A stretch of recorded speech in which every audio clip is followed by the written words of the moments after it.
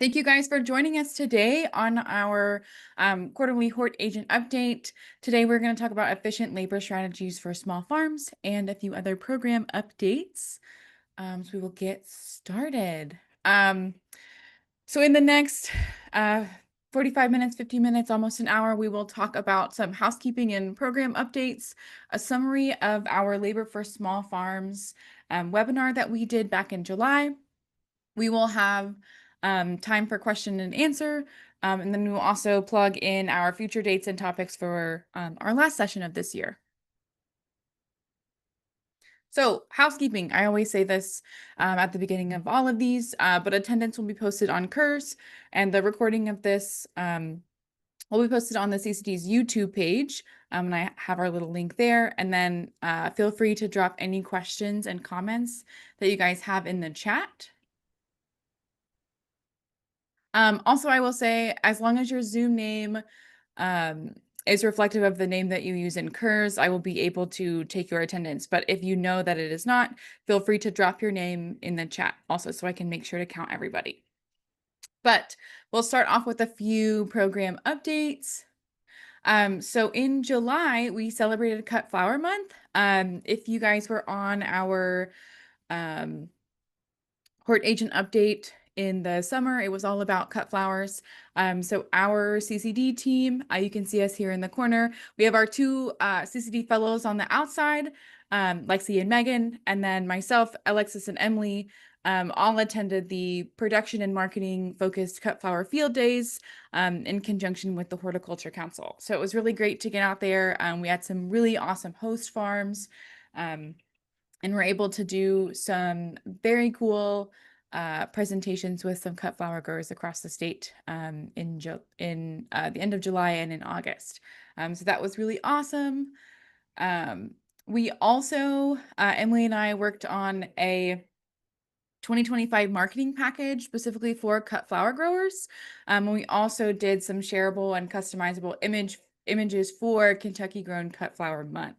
If you guys would like to utilize those, they're still available on our website. One is a PDF that you can look at and share with growers. Another is a Canva template that we created for growers and extension folk to share to celebrate Cut Flower Month.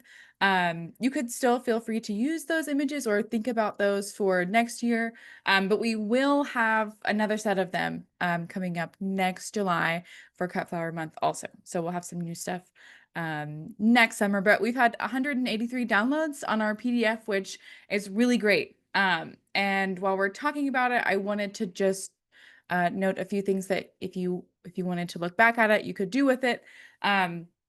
We can use the guide to work through a social media plan with growers.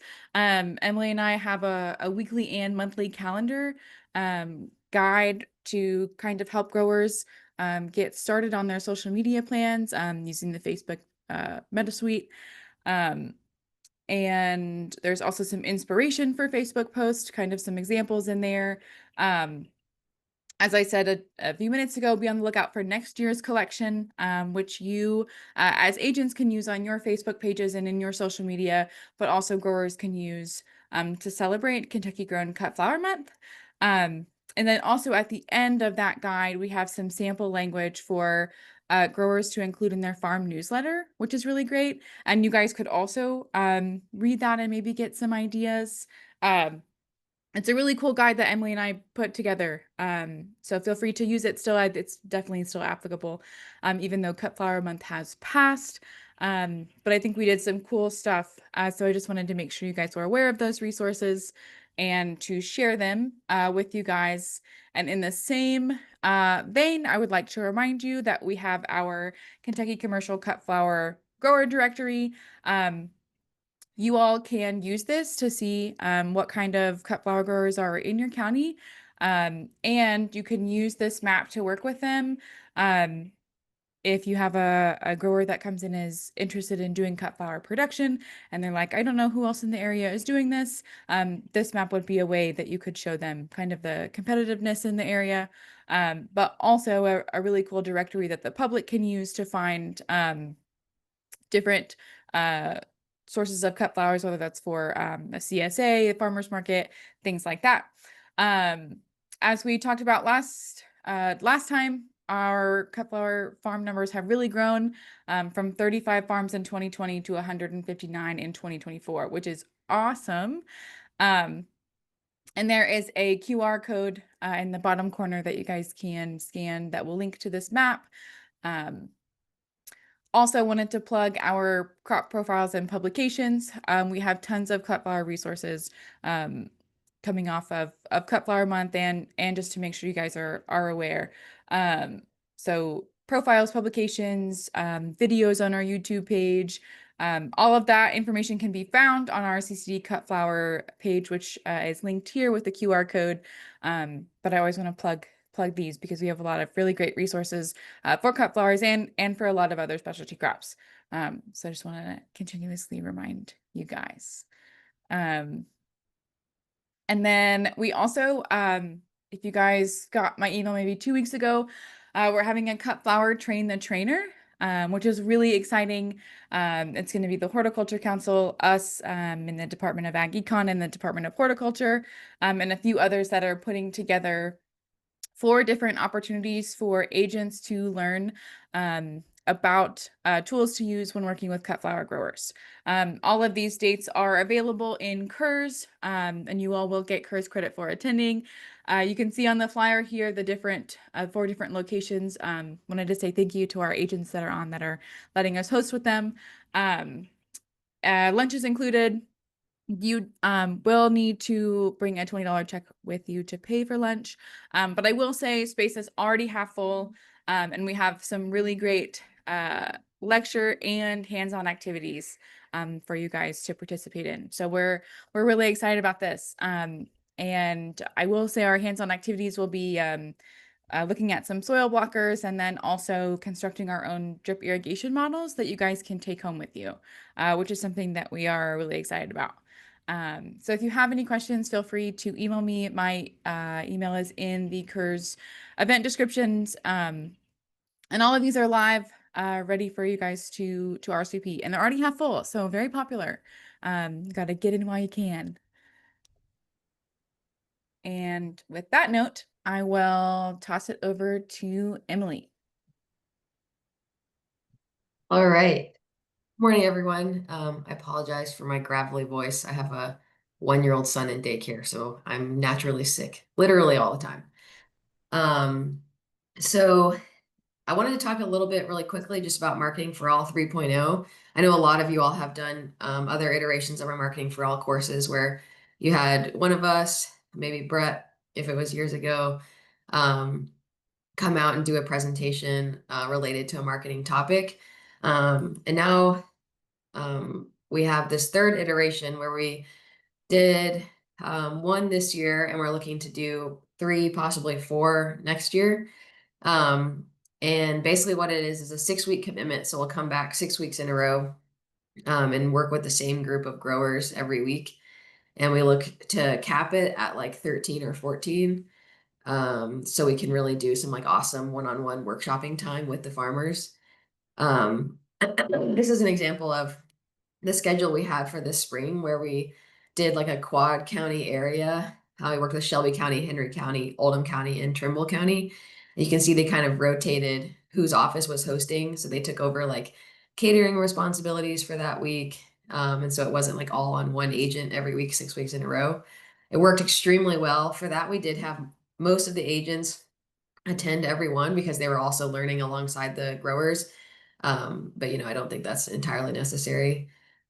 So we have 1 hard commitment for the spring already. We have 1 soft commitment, so there might be a potential opening there. But then we are also looking for 1 to 2 county areas in the fall. So if you're thinking about your programming that you're wanting to do next year, if you have farmers reaching out to you, like I really want to take my business to the next level, this is really for people who have kind of been in the game for a couple years. Maybe they have a little bit of a following, but they're really trying to step up their marketing. We had some really, really great success stories from our first iteration this year, and we're really proud of the growth that we saw in those farmers. So if you're interested in that, please reach out to any of us. Not Camille, but that this flyer says. Obviously, she doesn't work here anymore, so please don't reach out to her. But you can reach out to any of the four of us, me, Savannah, Brett, or Alexis, and we will start that conversation. Even if you just have questions, about like, can I get more details? We can meet over Zoom, kind of talk about it. But especially if you can think of one or two other agents that you like working with, that you work with regularly, could be a really great program to put on together. So next, we haven't posted this publicly yet. We will by the end of this week, but we have the Direct Marketing Summit coming up in October. So this is a virtual summit for you all and for farmers. And it'll be October 20th to 22nd from 6 to 8 p.m. So each night will feature two different presentations with time for questions and discussion. The first night will focus on CSAs, second night farmers market, and then the last night food as medicine.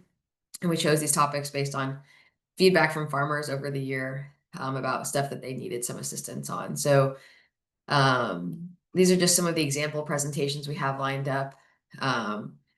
We have someone from the UK Food as Health Alliance that is going to be talking about like how farmers are already doing food as medicine in Kentucky, but like how do you structure your language and your marketing to actually fit into that niche right now? Because so many people are interested in it and want to get involved in it.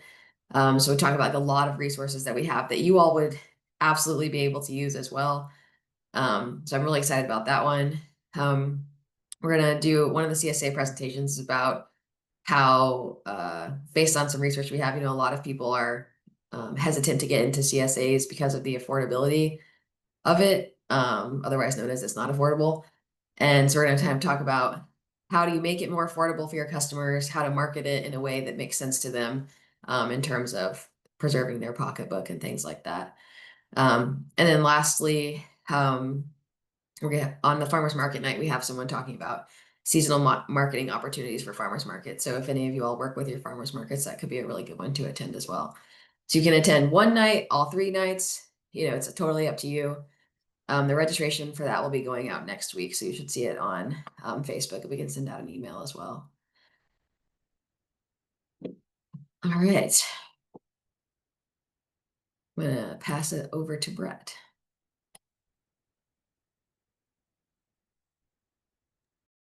Hello, everybody. Replace your current screen share if that's all right, Emily.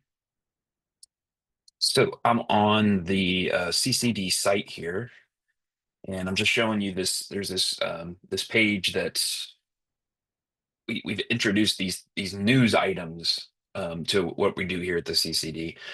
And so this is the one I'm going to be talking about, but I wanted to make sure you were aware of the news items. So if you go to the home page and you scroll down, there's these entries here that kind of recap recent things that are happening. You could see over the last few weeks, we've had some come out. Um, all of these do end up getting summarized in the newsletter that we send out, but they're also put out on social media and other spaces. I mention this for two reasons. One reason is we want you to check it out and see it and learn from it. But we also would love to have authors come from, our agent colleagues. You could see here, a lot of the names on here aren't Brett and Emily and Savannah and Alexis. And that's kind of how we would like for part of the news items to go. But anyway, that's just a little side note about our relatively new website from earlier this year. But we promised you we would talk about labor and labor strategies. And so what we did was, let me see here. I think it restarted the speed run. It's like watching me play Super Mario on the NES. Let's see here. So we said we would talk to you about labor, and so I'm the one that's gonna talk a little bit about that. We did a presentation earlier this year, and we had a couple of folks from the University of Florida, Mike Bayer and Kim Morgan, and they came and talked. They did two actual separate Zoom calls. They did one for TA providers and extension folks, and they did another one for producers. And we ended up kind of pivoting the way we did one for producers, and that's the one that is shared within this news article. So again, you go to our main page, you could just find this right there. Uh, But so what they were talking about was a little bit about H2A, whether it's applicable for farms in Kentucky, distinctions of H2B. Um, but what ended up happening, as often does in extension programming, is we realized we have a variety of different interests and entry points into this labor conversation. And so um, the way that we did the producer conversation, the one that I'm going to talk about, was that we actually offered registrants an opportunity to ask questions or share what questions they were thinking about. And that really shaped the discussion in a positive way, in my opinion. And it allowed to ask a little bit more of like, I'm not at the point of saying I want to get an H2A worker. I'm at the point of saying, I don't know if I need a worker yet or not. And so there's a little bit of that discussion in here, but there's also some points about H2A. But that's the overall context. And so what I did was I went back, I was on the call when it happened, but I also went back and watched it again. And I had some takeaways that I had sort of put together in my re-listening. And the first one here is that you are actually, there's two different stages of asking this question about labor. The first question is whether you should hire someone at all. And the next question is, how do you end up doing that? And I think that for me, in conversations with producers or with other businesses who are maybe coming to you for information or advice, that distinction can be really helpful. It's the jumping to, I need to get an H2A worker. Can you help me do that? Backing up, I think our job and extension can be to back up and say, hold on, well, let's think about where you are in your business. What's this labor going to allow you to do? And that's more of an economic consideration than a just purely, logistical and labor consideration. Um, Also, another thing that I took away was that a lot of the fees and costs that are associated with H2A, um, they're actually made public to you, and there's a lot of expenses that you maybe aren't, there can be expenses that you aren't expecting that are spelled out there a little bit more clearly. um, I think one of the questions I asked them, trying to put myself in the position of a grower or an extension professional, was why would I hire an H2A worker? Because generally speaking, an H2A worker is going to be more expensive than a local worker once all things are brought into consideration. And so my question was, well, why would you do that? And the answer is, I think accurately, that it's fundamentally about dependability, which dependability of your labor force is actually a form of risk management. Sometimes we talk about risk management and eyes glaze over and we begin, it's like saying you're an accountant or something. Well, in reality, the things that accountants do and that risk managers do is really important. And so uh, when you hire an H2A worker, they can only work for the in the tasks and for the employer that is listed on the original application. So they can't go other places for higher wages or for more work. So there's an aspect of dependability built in there, which is why people would do that instead of hiring someone local. Another thing that I think key takeaway from their talk was that some jobs that we may consider to be agricultural, so H2A, I believe the A stands for agriculture. H2B, I believe, stands for business. I'm not sure, but maybe that's just a happenstance. But the H2A is agricultural work. Um, but there are some jobs, especially in the equine sector, that may be, we think if you're working with a horse, then that's ag. There's some of them that may fall under the H2B category. I believe the way that Mike said it was there's horse raising and there's horse racing. And if you're horse raising, it tends to fall into that agricultural. Don't quote me on that, but it was pretty symmetrical and nice and tidy. So I'll just share that thought there. A few other takeaways from that labor conversation. Again, I'm hoping that you'll go and watch this and check it out yourself. Um, they give a little bit of an overview of the H2A application, some of the links and places that you can find stuff, including the documentation requirements that you'll have.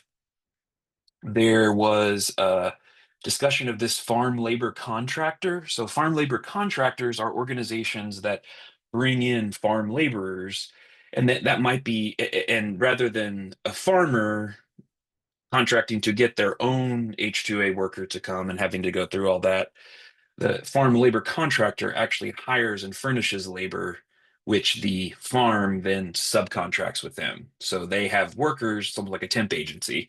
They have workers.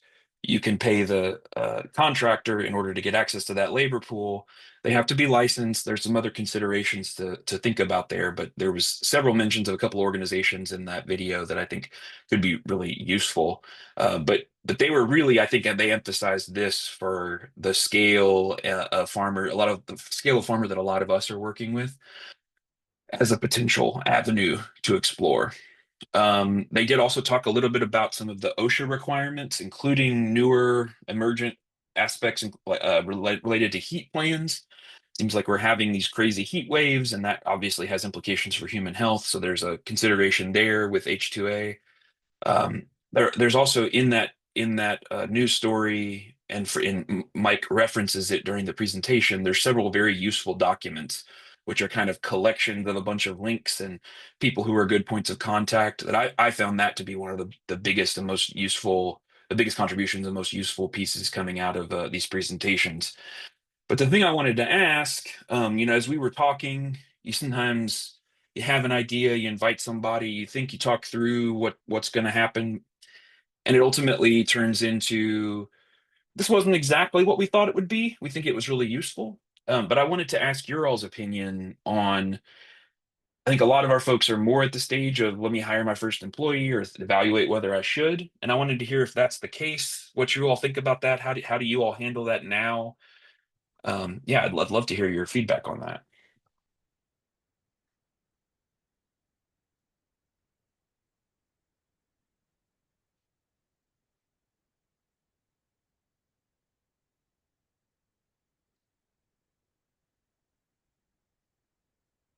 All good, Brandon. Welcome. Thank you. So do you all have people who have been thinking about hiring someone? Do you get questions about bringing labor on, or is that not something you all think much about or get approached about? Hey Brett, this is Ray over in Bourbon County.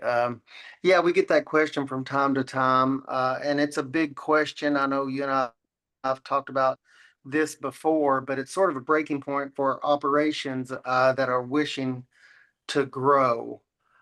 So it's a big discussion, and you're exactly right when you kind of alluded to the fact that, they first have to address whether or not they want to, be an operation that involves, external labor or hired on labor. And once we get past that point and a decision's made, then, we get into the details. We get into the weeds of the thing. We get into specific programs and, return on investment, so on and so forth. But yeah, we get that. It's a pretty common question. And it's a big one, especially for those operations that are scaling up and trying to, make sense, if it makes sense, of the situation. Thanks, Ray. Yeah, so I mean, what the reading between the lines question here is, does the CCD need to spend time working on stuff related to these topics? And if so, what are those topics? Or if this isn't that big of a deal and you've got it covered, we will move on. But farm labor is, I know, a huge issue in our industry. It's just a question of whether there's extension support from a group like ours could be useful for this.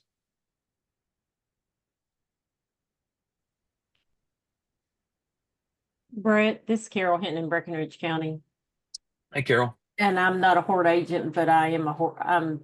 We have no horde agents, so what we deal with H2A and have been dealing with them for 30 some years.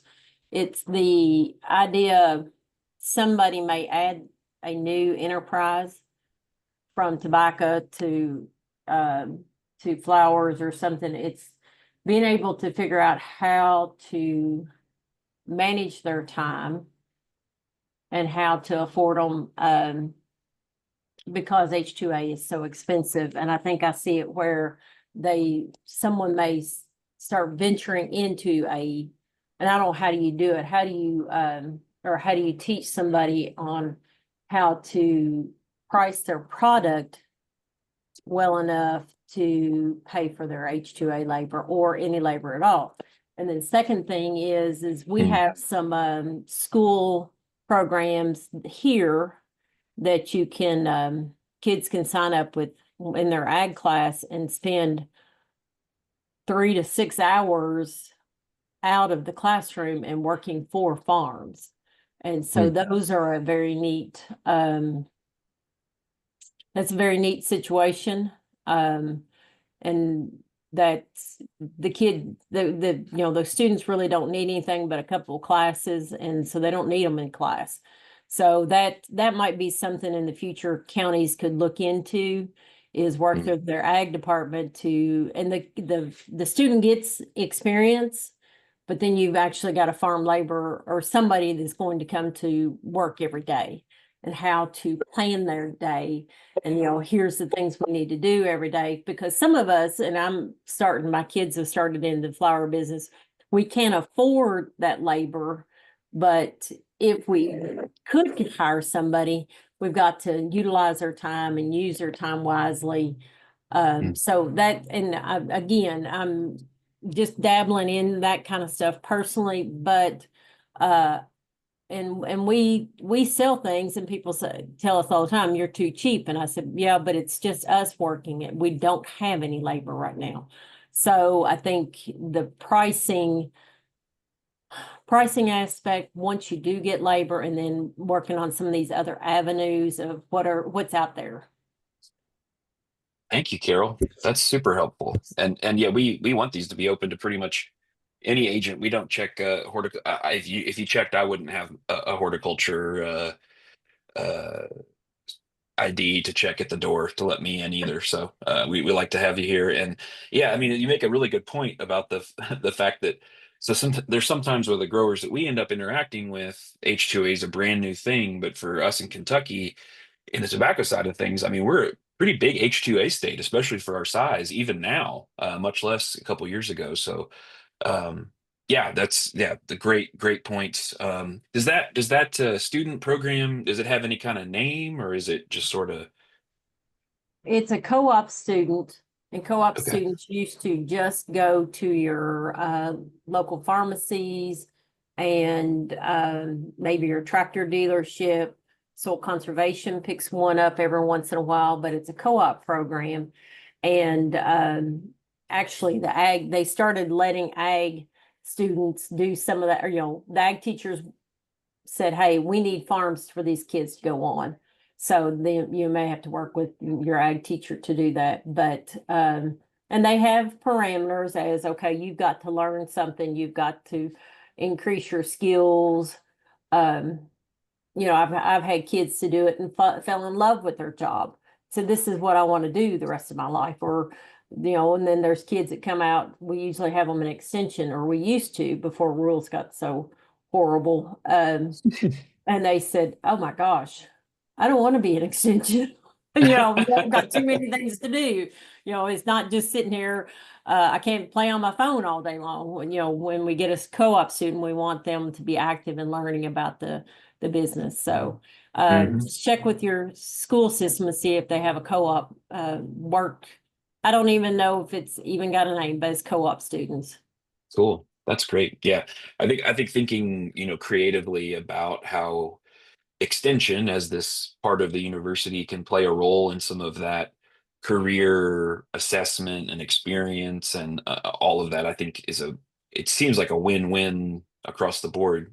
So that's great.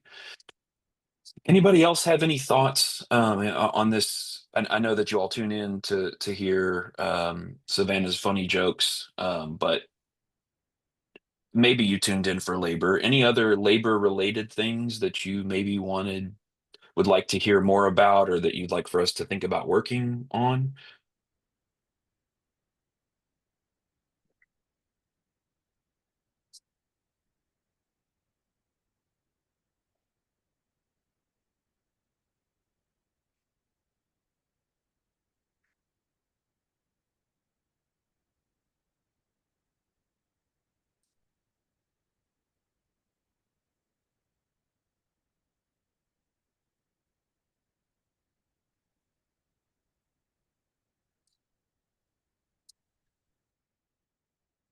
Okay, that's fair. I just wanted to give plenty. Sometimes Zoom, it's like you ask someone if they have feedback, and then there's the 3 seconds it takes to find the mute button, and then their person's moved on to the next thing. But if there are things that you're interested in, I think one of the things we try to pride ourselves on is being responsive and listening and hearing what people are looking for and then delivering on that. We did hear from a lot of producers and from some agents about this labor thing being a key consideration. And again, I think this contributed some to this conversation, but I think it also opened our eyes to maybe there's some other ways that we might want to do some programming about this. But yeah, cool. A couple other things I'll just highlight in the world of updates. There is this recording is now available of a short presentation that I did with one of our undergraduate fellows, Lexi Gardner, who worked with us over the summer, collecting some price reports. And so this is just a short presentation where we talk through some of the 2025 prices compared to the prices from previous years on a couple of spring crops. So by the time, this was kind of a couple weeks ago, and so it was mainly spring and early summer crops that we talked about. But that is available as well on the news section of our website. It's also available on our CCD YouTube page. If you go over there and make sure you subscribe to the CCD. If I'm going full YouTuber, I'd say subscribe, hit the bell like and hit the bell icon to get more updates from us if you're interested in that. But just a reminder that we do offer price reports for farmers markets and auctions throughout the course of the year, and we'll have some analysis and some summary price reports available here in probably in a couple of months, I would say. We'll start really working on those once the prices end. So hopefully this was a relatively quick and painless update for you. We do want to remind you that there are some other updates coming up from from us. We have one more this year, but we will plan to do them again next year as well. We still keep getting people registering and sharing, and we appreciate that. The one in December is going to be about maybe some niche crops that we're seeing emerging and coming out. I don't know exactly what we're going to talk about there, but we wanted to, it starts to get gray and rainy in December. We wanted to have something exciting to spice up your last push between Thanksgiving and Christmas. You register for those on KERS just like you did for this one, and that's the way to get credit there. And I would just say, don't forget to check out our new website. If you have other thoughts that you'd like to see or ask from us, that you'd like to see us work on the rest of this year or the end of next year, or sorry, the beginning of next year, let us know. You can let us know now. You can also email us. All of our email addresses are found there. We are celebrating our 25th anniversary, which is so exciting and so fun. I know we've talked to some of you all about that and gotten some good feedback. With that, if you have any comments, questions, I'll stick around here and you can share those. But these are our contact information. And Savannah, do you have anything else you wanted to wrap us up? Savannah runs these. They just asked me to talk about the labor thing. Yeah, I have everyone marked as being present, and I think we had a great amount of people who registered and also attended. So thank you guys for being with us today. I've already posted our attendance, but I am going to put together a email to follow this up with some links we talked about, registration for some other stuff. So be on the lookout for that tomorrow.